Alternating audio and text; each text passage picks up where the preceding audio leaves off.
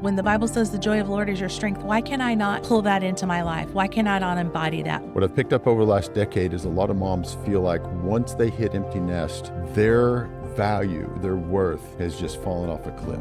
On a day-to-day basis, I was so struggling with my loss of identity because my identity was wrapped up in being a mom. When the kids are not there, who am I going to mother? The message that it was sending to me was you could get ready and perform for everyone else but your husband. I couldn't hardly get myself to the place where I knew how to articulate my feelings, let alone articulate them to you. When we no longer have children in the home, what is the new purpose? What are we on this earth to do beyond preparing our kids to launch and launch well? If you want to reap the benefits of relationship with your wife, then you'll put in the work to do it. Welcome back to Beyond the Nest. If you're listening, we are going to talk today about, most of you that have been watching our shows know that I had a really, really difficult time with the whole empty nest process. And by difficult, I don't mean I just was a little sad. You know, I had to go out with my friends and kind of get myself back into a place. So I was on the couch. I was depressed. It was a really, really hard time for our family, specifically for my husband, you, to help me through this. So today we're going to talk about husbands and wives, specifically husbands, how you can help your wife through the empty nest process if you are a wife that's struggling. So maybe some heavy things to talk about, but I think they're very needed because I see a lot of comments that indicate to me that parents are still sitting in that place of struggle. There's a lot of moms that are still depressed. They're sad. They feel like their life is over. The relationship with their kids is non-existent maybe, or marriages have ended. We've talked how many times about how the divorce, there's a 40% increase in a divorce rate after kids leave home. Yep. And so looking back, you know, I know you've got a special call on dads and husbands on your life. Like you're going to be talking to maybe husbands and how husbands can help. Because typically you're experiencing an empty nest is different than mine. Mine was. Well, for us, it was totally different. It was, yes. And, yeah. And if anything, I would probably be more inclined to contrast probably the way I handled it versus the way I would encourage someone to handle it now. Right. Or if we were going back through it, what would I do differently? Because I thought I was being a good help, but it's like now that I've looked back on this, we're a decade in. Yeah. It was great intentions, but it was right. It wasn't the right fit for the right scenario. Yeah. If that makes or sense. the right fit for the right wife. Oh, look at you. No, because I mean, I think you got to read your spouse, you know, like there's, and I guess in your defense, you know, I stayed at home. I was a stay-at-home mom. I didn't go punch a time clock. I wasn't responsible for bringing in the resources to keep a family and a household running. You were. So your attention was in the right place. I think when you were home there, you didn't really know what to do with me. No. I didn't know what to do with me. I know, didn't. Sometimes I still don't know what to do with me, but that's another episode. When we look back at that, the initial signs, I guess, because there's always signs to everything. The initial signs were, you didn't get out of your pajamas for the day, or you didn't clean. You were always immaculate with the house cleaning and everything else, but it was like your energy level was down. Yeah. You didn't have the energy, and you know, my fix-it mentality was always in fix-it mode, which didn't always go over well. And, you know, hindsight, looking at that, me encouraging you to go get some sunshine, go get some exercise, go for a walk. Those are all, they might be valid. Yeah. But when you're in that place, it comes across, what I'm looking at now, it comes across insensitive or uncaring or not even aware. Yeah. And none of that was the position that I was trying to take with you. Right. But it was like me telling you to go get some exercise didn't help you. Yeah. You know, so the thing I would encourage dads on this is, all right, find a way to encourage your wife without coming across like you're trying to fix them. Well, and I think the reason you kept telling me to get some exercise is because, number one, being married as long as we had been married, that was an integral part of my life. My kids used to tell me when we homeschooled, Mom, you need to go run, because it helped me decompress and de-stress. And I stopped doing the things that brought me that joy. And so you knew that. And so I think there's, the clarity around that was you meant well. I think that knowing that I just wasn't able to function much. I could function in the sense of I could get up and get in the shower if I need to, or take care of the dog or whatever. But on a day-to-day basis, I was so struggling with my loss of identity, because my identity was wrapped up in being a mom. And when the kids are not there, who am I going to mother besides the dog and you? Yeah. And you traveled a lot and you weren't home to mother, And just full transparency on this one. When you had to function, you did.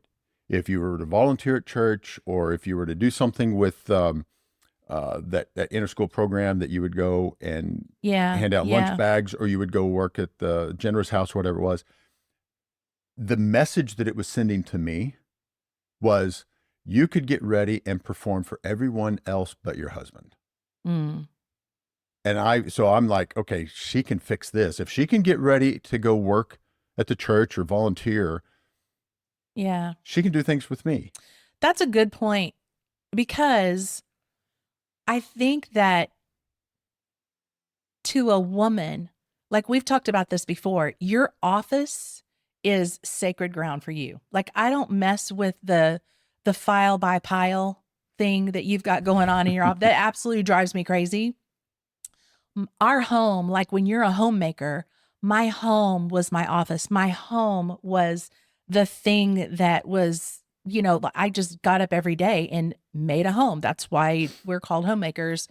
But it's also the place where women, like, typically can feel like we can let our hair down.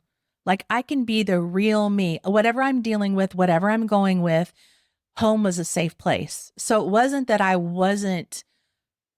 you're right, I wasn't able to function even for you. I wasn't able to function for myself because my home was the safe place. So it wasn't a representation of you. It was that place that I was in. I'm not saying at all that thought perspective was right. Right. What I'm saying is, I did not understand the level of grief that you were dealing with. And, it's like almost like when you're dealing with that level of grief, it's like dealing with the lost loved one. Yeah. And we've talked about this at other times, but I would never encourage someone that had just lost a loved one, hey, get up and go get some exercise. Yeah.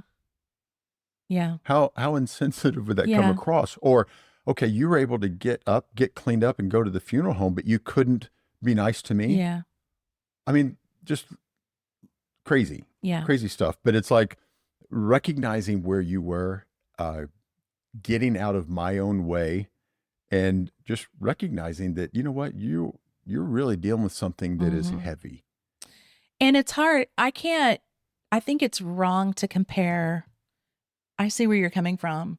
It's wrong to compare emptiness to the actual physical loss of life of a loved one. But for many people, it does feel like a loss, even though my children, none of them were unalived. They were all alive. And agreed. But I think emptiness syndrome, I think it's a spectrum, and women fall anywhere on that spectrum. And I feel like I happen to fall deeper into that spectrum, into the depressive, I don't know who I am anymore.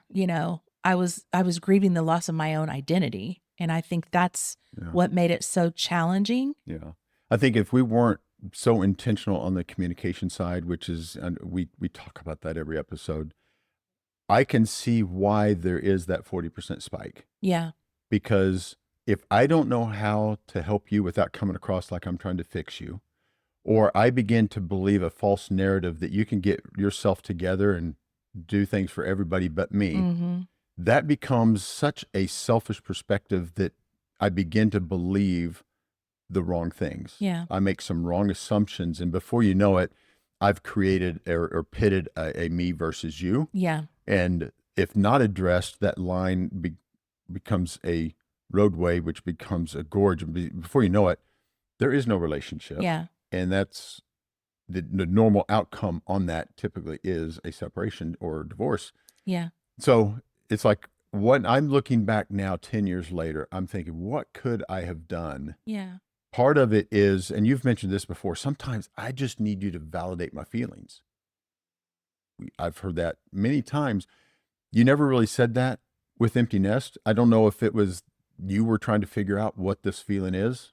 You're trying to figure it out. I'm trying to figure it out. But I think if I were, again, go back to, yes, there was no loss of life. But if I'm going to sit with somebody that just lost somebody, I may just sit and be there with them. Mm-hmm. Or simply say, I miss them too. Yeah. What would happen if I would have said something as simple as, a little quiet here, Yeah. and I miss them too? That's a validation of your feelings. And I'm guessing, had I done something like that, as opposed to, hey, get up and go exercise, I still in my mind thinks, well, getting to go exercise and get some sun, that's going to be so much better than if I sit down and say I miss them too.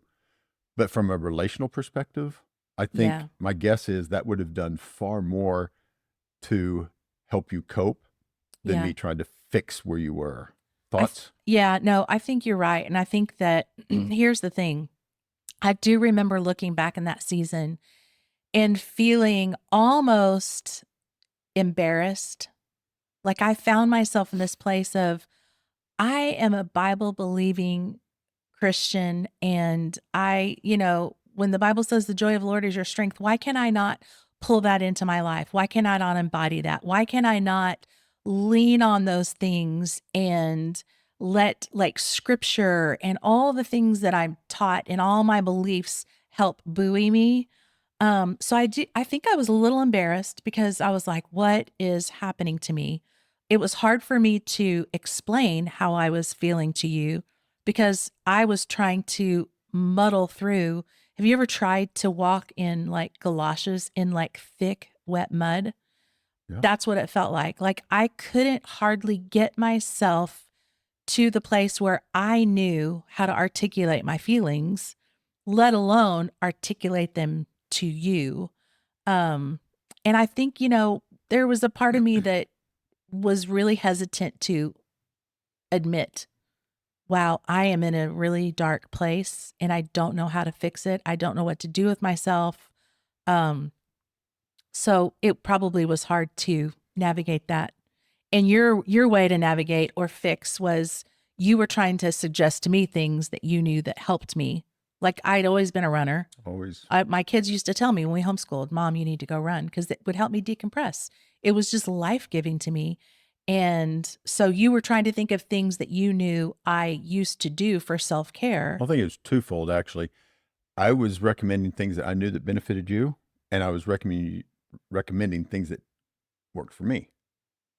Exercise, it's like oftentimes when we even communicate to people, we tend to communicate in the style that we prefer. Yeah. Right? The bilingual deal. It's like when I speak to you only in the disc profile, only in the high D language, without meaning to, I'm going to offend you because the D is just too direct.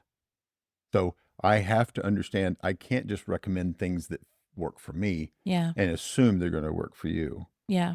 Hindsight then, a decade after, from that one point of acknowledge without fixing, what would you recommend? What would a great strategy, a great philosophy, if you were to encourage a husband, how can he help his wife? What would you say? I would say if you would have sat with me and asked me questions to draw out of me what was really happening, since I was having a hard time even in my own head articulating, because you're really good at, that's what you do with your clients. You ask questions and you draw information out of them and you lead them that way. If you could have led me that way, I think it would have helped a lot rather than telling me, giving me suggestions. Because I think too, a suggestion gives me the place to still respond to it from maybe an old wound. Cause we've talked about the whole go exercise. What does that mean to me? because of baggage that I've carried and I've worked on, but still, if I'm in that really, really sensitive, fragile place, some of those wounds can jump up And and what you might have filter. heard Yeah. was, "Oh, he thinks I'm fat." Right. Right? Which wasn't. So, right.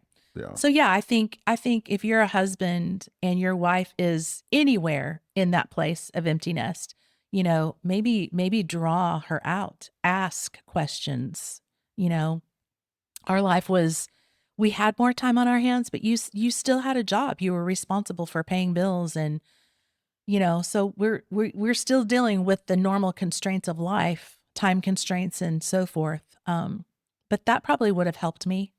It either would have, looking back, it either would have helped me or it would have frustrated me. But I did need to be drawn out for sure. So, yeah. What's interesting with the answer for that, I told you I had like 5 things. If we get to all 5, great. If we don't, you just nailed number 4. Number 4 is simply check in on her. Yeah. If you recall back, I don't know, maybe 4 or 5 episodes ago, something I said about checking in on you would have solved a lot of issues. Yeah. I actually had a couple of guys that direct messaged me that said they were newly empty nest, but it never dawned on them to even check on the wife to see how she's doing. Yeah. And when they did, I mean, both these messages, 2 different people, they sounded the same. When they did, they found out their wife was really struggling. Oh. They had no clue because they were kind of like me. They were excited about empty nest. They were looking forward to it. They worked outside of the home. I don't know if the wife did or didn't, but until he checked in on her, he had no clue that she was struggling. And it kind of, he's like, I don't know what to do next. And it's like, well, don't fix her, because that was, we've already gone through that. But just interesting that you said that's the thing to do, is just check in. It's not rocket science. Yeah. Right. So we could probably merge number 1 and number 4 together. Yeah. It's like, check in on her, see how she's doing. You can ask simple questions.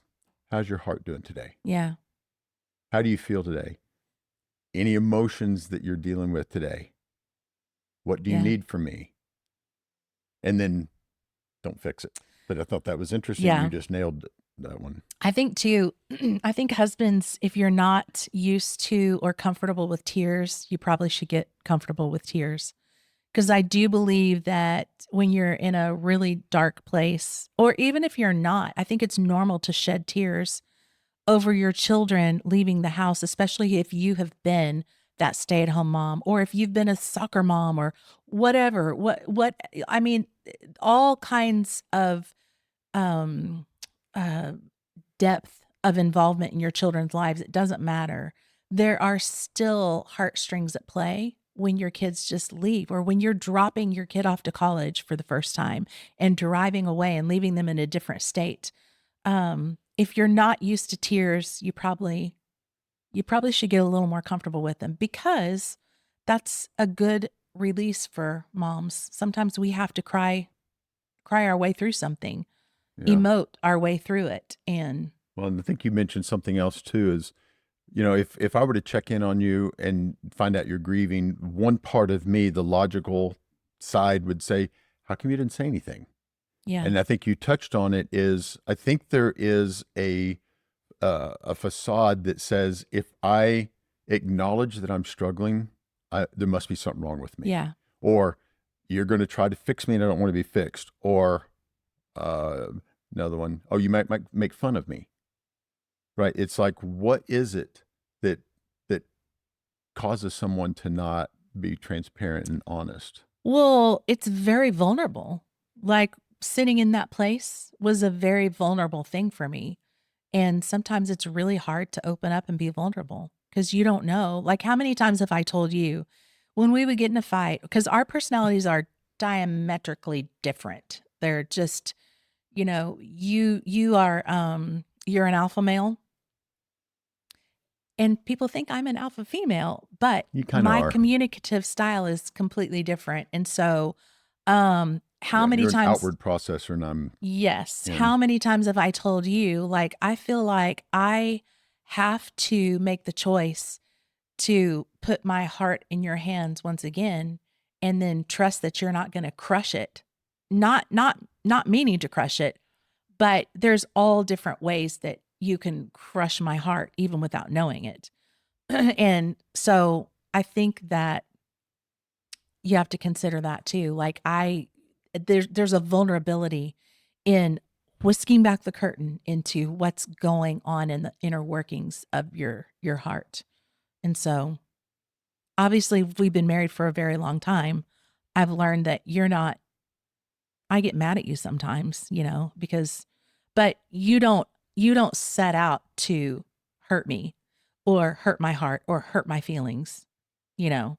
So I think when you've built a marriage on a foundation of trust, it's still vulnerable.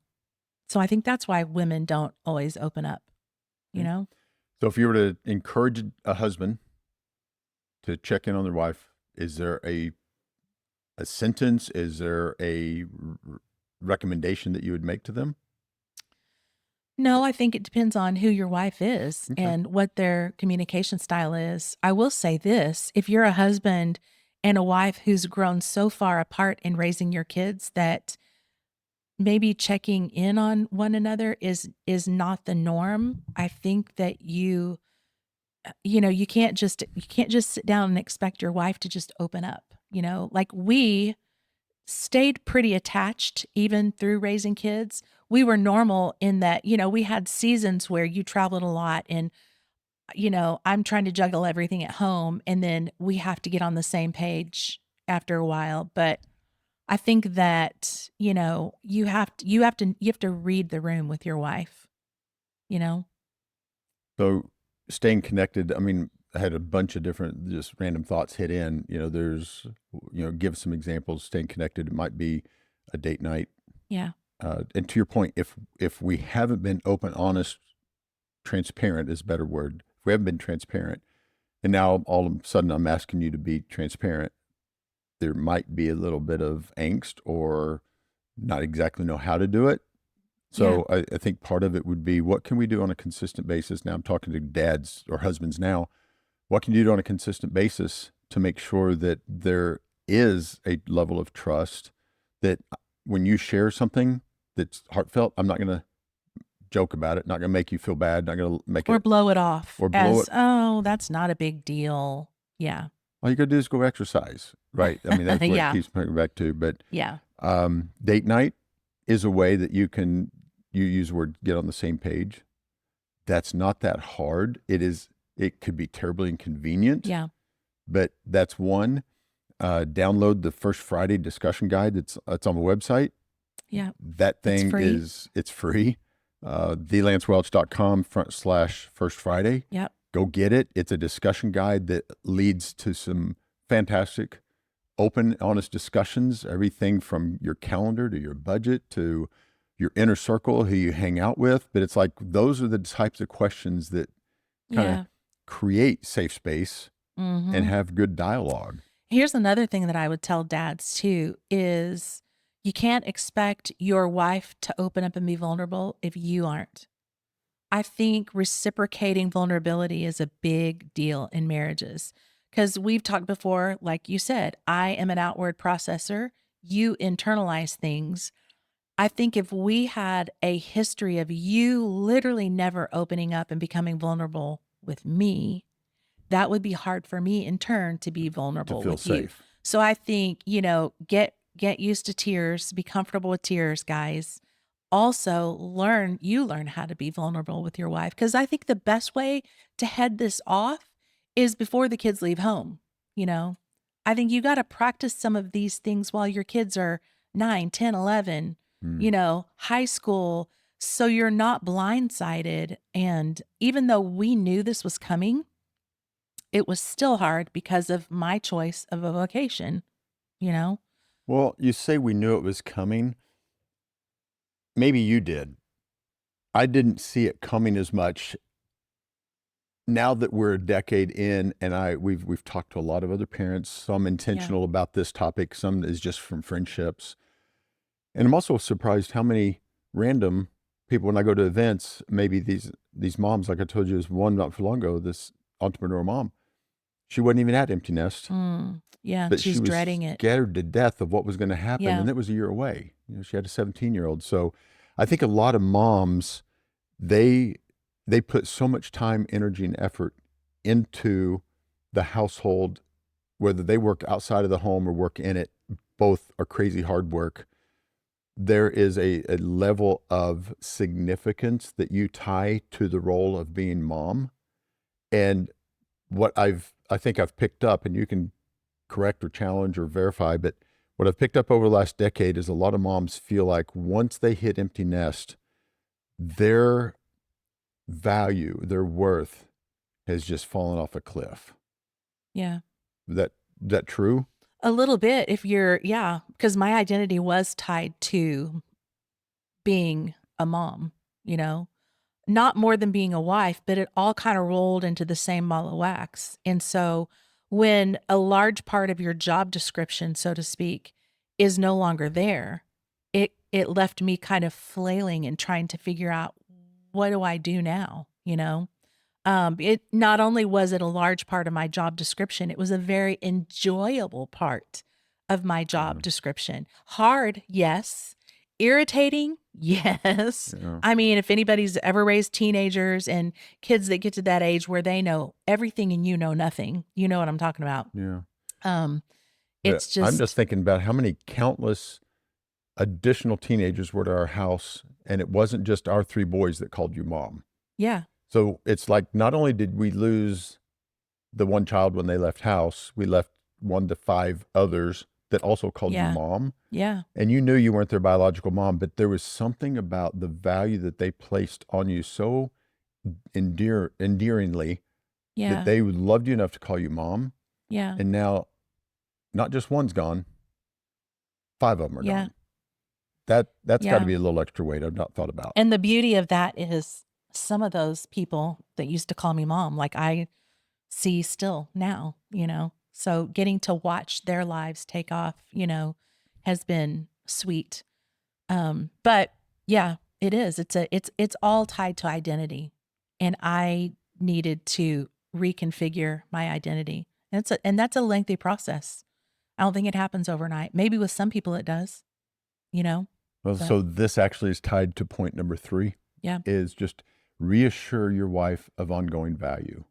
yeah, And because one of the things that we look at, again, it's like when you're this far into it, your perspective shifts. Because now we can see things from a different vantage point than what we saw 10 years ago. The value that you bring as matriarch. I know you've said before, I give up no, you are still the matriarch. You will always be this matriarch. You get to invest in our granddaughter, grandson.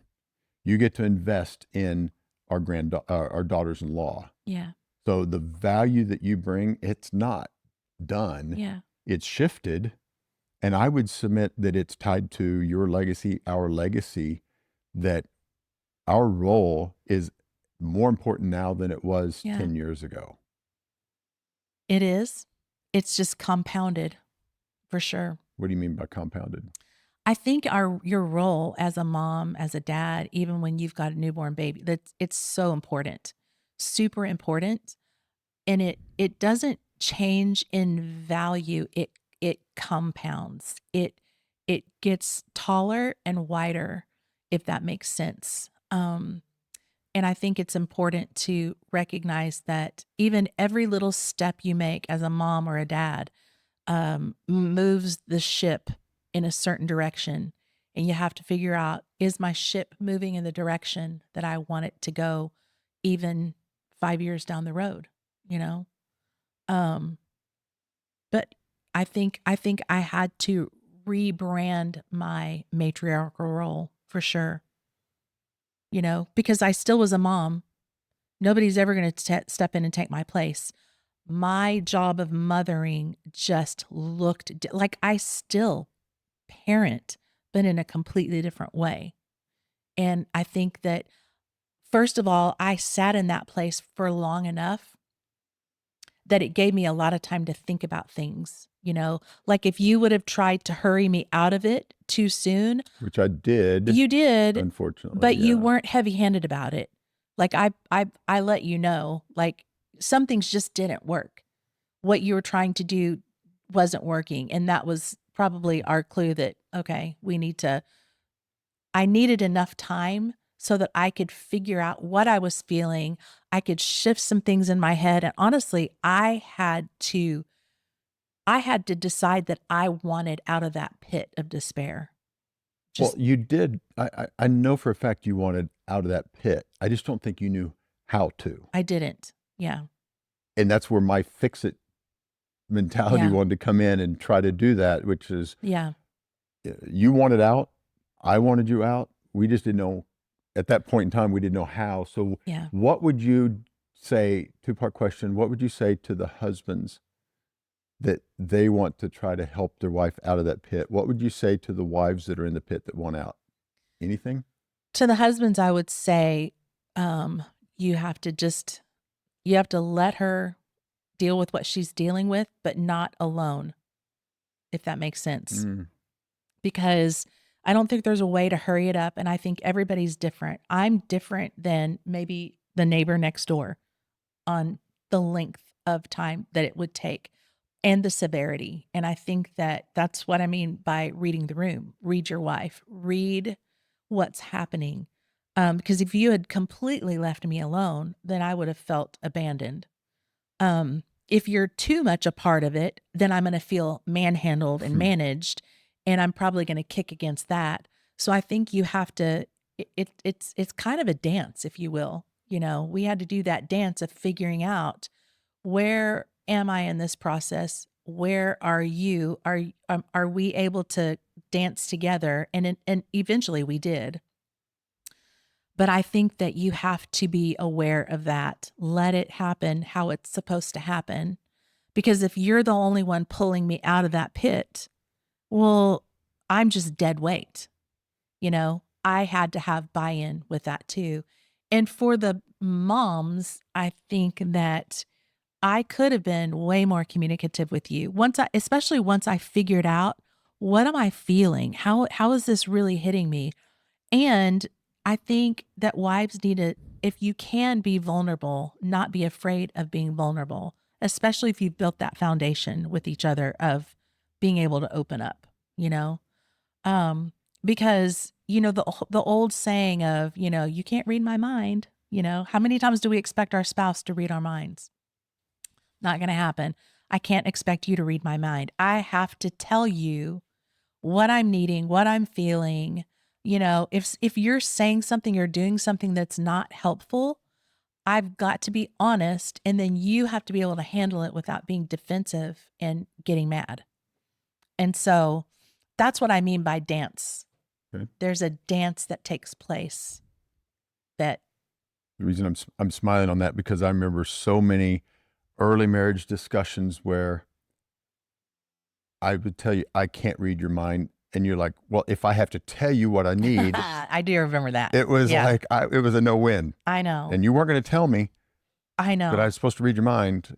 But It's so true. this is maturity speaking. This is true. Well, This is now and 37 years later. Well, 30, maybe Yeah. 35 years later. I don't know. But Yeah. anyway, it's been a long time. So Yeah. that's funny. You say Yeah. that. So funny. All right. So what would you say to the wives? Just to be willing to be vulnerable and be open, and, you know, let your husband help you through. I think if you, especially if, I'm huh? specifically asking, how will you know that you really want out of that pit? And what are you willing to do? Oh, you'll know. A wife will. I knew when I was done. Did you? Yeah. Okay. I was mad. I was like, I'm not staying here I can't stay here any longer. I just can't. This is ridiculous. You know, there were some things there, like we've talked a lot about, you know, at the time that most people go through the whole empty nest process, there's usually hormonal things at work and at play. That's true. It's a perfect storm. It is the perfect storm. It makes me think and wonder if hormones play, if hormones weren't an issue, would my empty nest syndrome symptoms have been as severe? you know? I would venture to say probably not. I might have been sad. I might have struggled with loss of identity and how to rebrand myself, but I there are some things that I think a woman has to do, and you have to get some hormonal help. If you're not like if you're super crunchy and you're not a big believer in hormone replacement therapy, which I respect, then you're gonna get your hormone help in what you ingest into your body, your food. Maybe you need to like cut out alcohol. Certain things are hormone disruptors. Mm-hmm. And that's a whole other topic. But yeah, I think a woman knows, when you're ready, unless you're the personality type that kind of likes to sit in that place of, eh, I don't know. There's all different personality That's types, true. you know? All right, I've got another one, and I think it would help, but this is again one of these things that you may think, you know what, that would help you, but it wouldn't help me. Yeah. So I know you will have no trouble being brutally honest. I never One of my have. thought was we still get to create new memories, try new things, new experiences. Would that have helped if I would have been focusing on or helping us focus on our our story's not over. We can still have new experiences and create new memories. Would that have helped at all? It would, as long as it wasn't right on the tail end of all the kids are gone and I'm grieving my identity. Okay.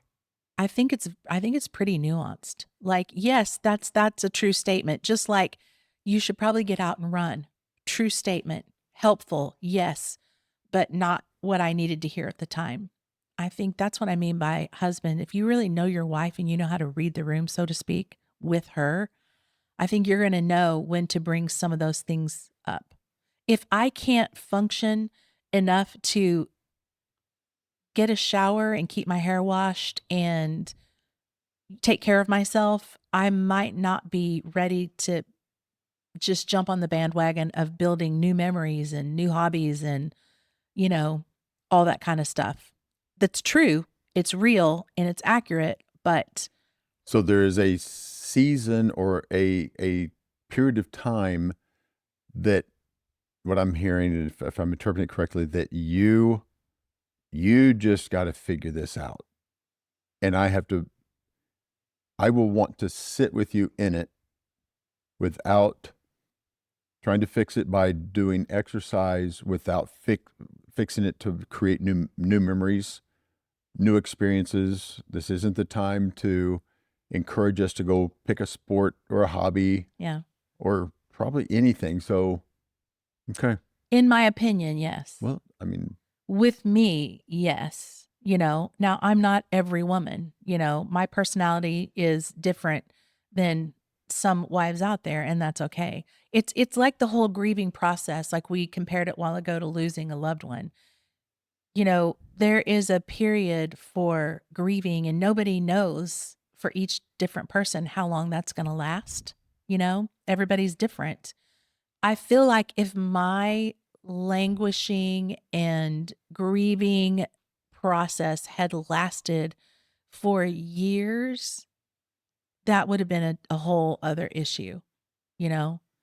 Um, we've got some other things to talk about at that point, because that's not normal.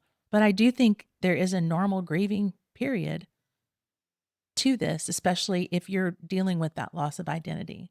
And then if you throw in relationship issues, like we talk and see a lot of people that comment on our stuff about how like there's literally virtually no somebody commented the other day that was really sad about how like she feels like she went from being really good friends with her child to the child moved the stuff out of the house, and I don't know if they went to college or whatever, and basically there's been no communication.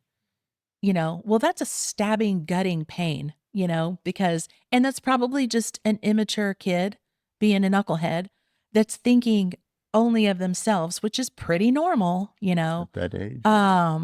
You've got the variance of issues out there. Well, and I think about the episode before this. We had Peyton on, And he gave the example that there was a time he took a trip to New York and he purposefully did not even let us know. Brat. Right. But I like the way he set it up. He took ownership on it. He said Yeah. it wasn't the right thing to do. But what led to that was an abundance of text messages from us wanting to know, what are you doing? Where are you going? How you doing? How's work? We were just inundating him, maybe overbearing with questions and Yeah. text. Now, that was his perspective. Yeah. So that is the reality he's dealing with. Because he had just moved to a new city. He did. And so from Yep. his perspective, it was like he was creating his independence. He was. And so it's like we move beyond it. We grow. But it's like, I think about what you just said. In that scenario, we don't know the full story. Is the mom or the dad still texting a lot? Are they still calling? Are they still wanting updates? Or just checking in? How you feeling? Have you eaten today? Right?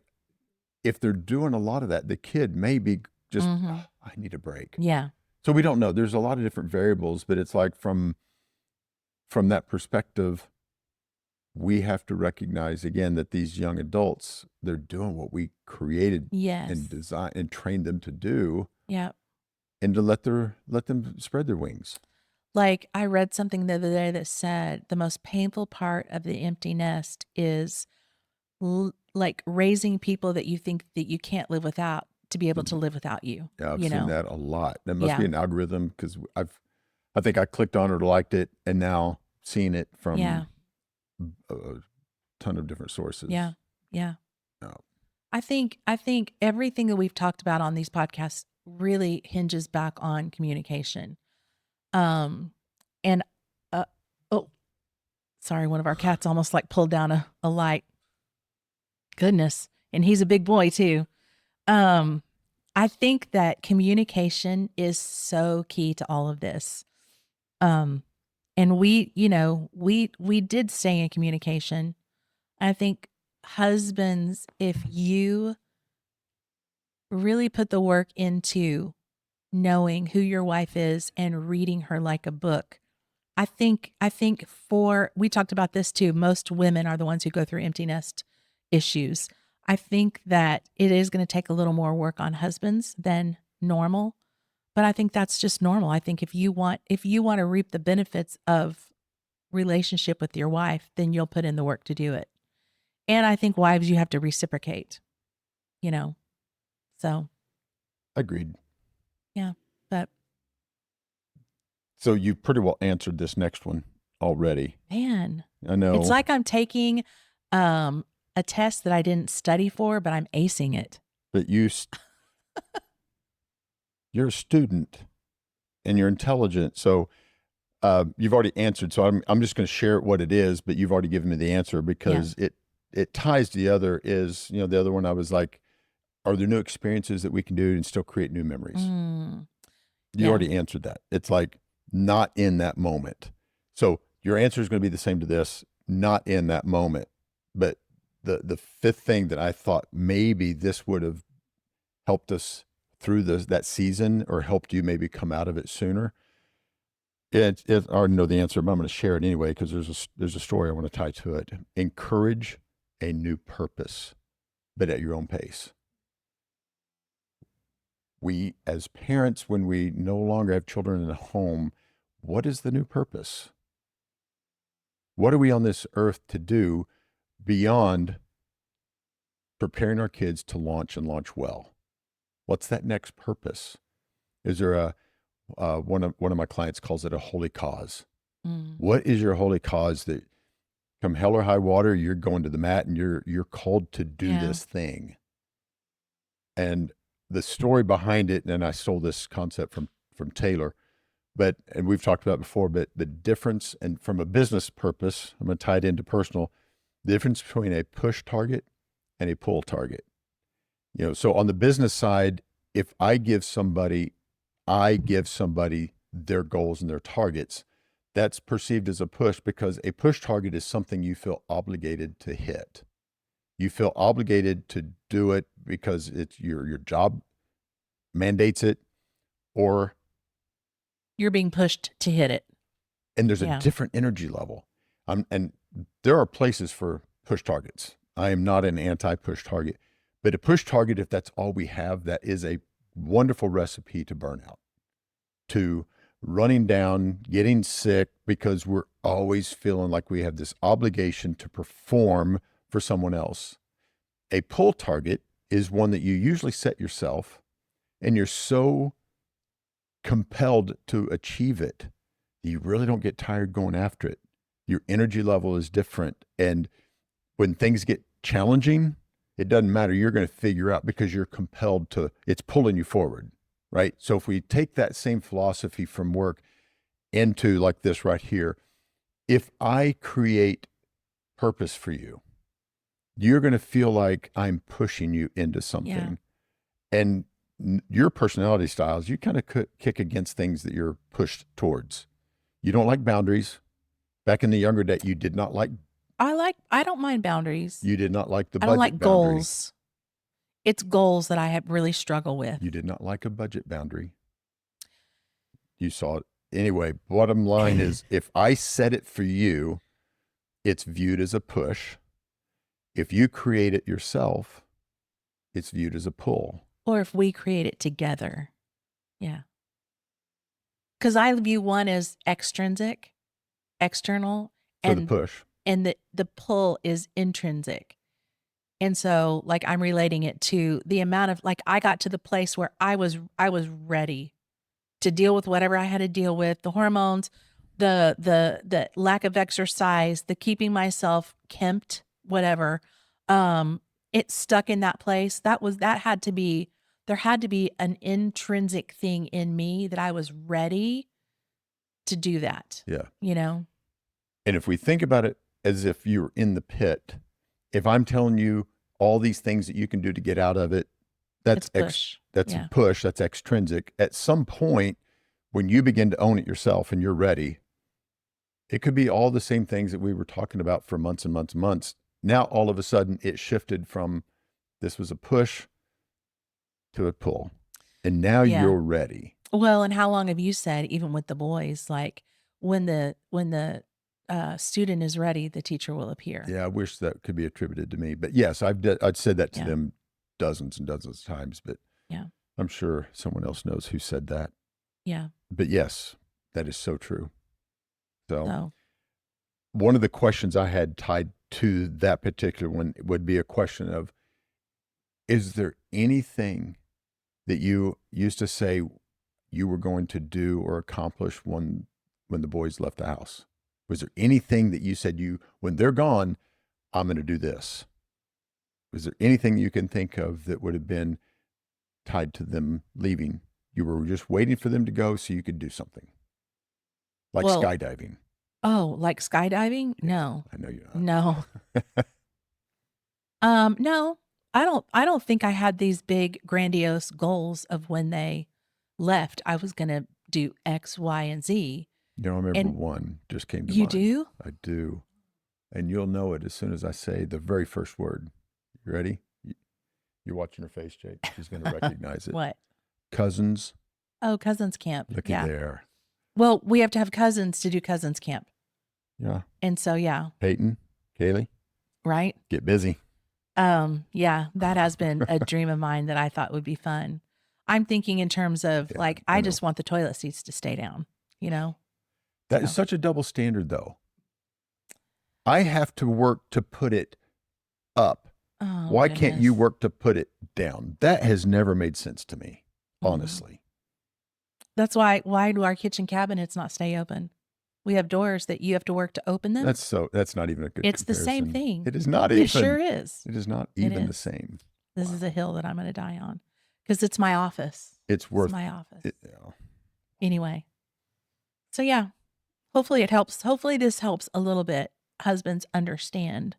And if you're a husband who has a wife who is not depressive and likes the seat down, which most women do, then, count yourself fortunate that, your wife is not super depressed. That was our experience. Yeah. And thank God, I didn't stay there for, I don't even know how long was I there? I don't know. 8 months? No.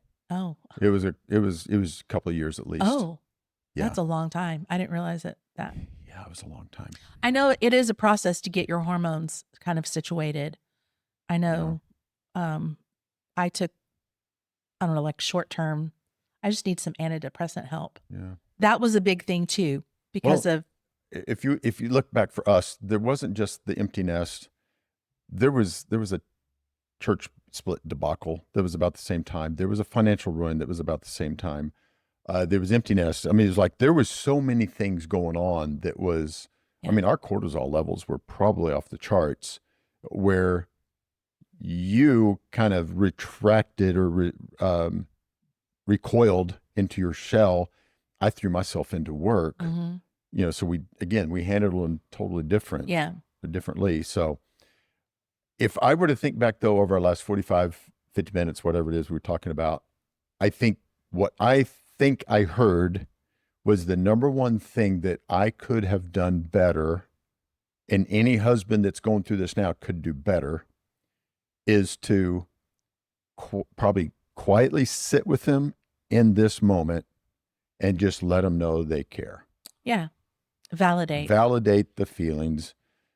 Don't try to push them out of this thing too quickly, because it will come across as uncaring or unempathetic. Your meanings and your intention may be incredibly valid, that you just want to help your wife, but it doesn't come across the way you think it does. So that's my take over what I've heard over the last 45, 50 minutes. Validate and just be there.